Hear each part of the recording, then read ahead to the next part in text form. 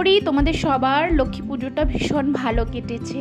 দুর্গাপূজার যেমন আমরা সারাটা বছর অপেক্ষা করে থাকি, ঠিক তেমনই লক্ষ্মী পুজোর জন্য আমরা অপেক্ষা করে থাকি, তাই না বলো?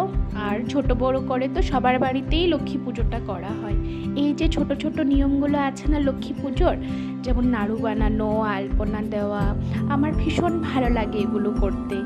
ছোটোর থেকে মার সাথে করতাম, কিন্তু মেন হলো আলপনা দেওয়াটাতে গুরুত্ব দিতাম। বাট এখন আর সেটা হয়ে ওঠে না, কারণ এখন অন্য কাজও থাকে, সব কিছু সেরে আলপনাটা দিতে হয়, তাই সিম্পলভাবে আমি এবছর আলপনাটা দিয়েছি।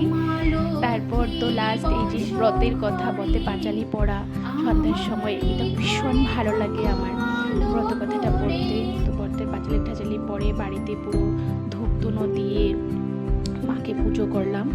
আমার মা লক্ষ্মীর পুজো কমপ্লিট হয়ে গেছে, এই যে দেখো তোমরা।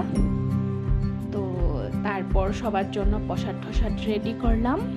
আমার আশেপাশের যত বান্ধবীরা ছিল ওরা এসেছিল, ওদেরকে প্রসাদ দিলাম।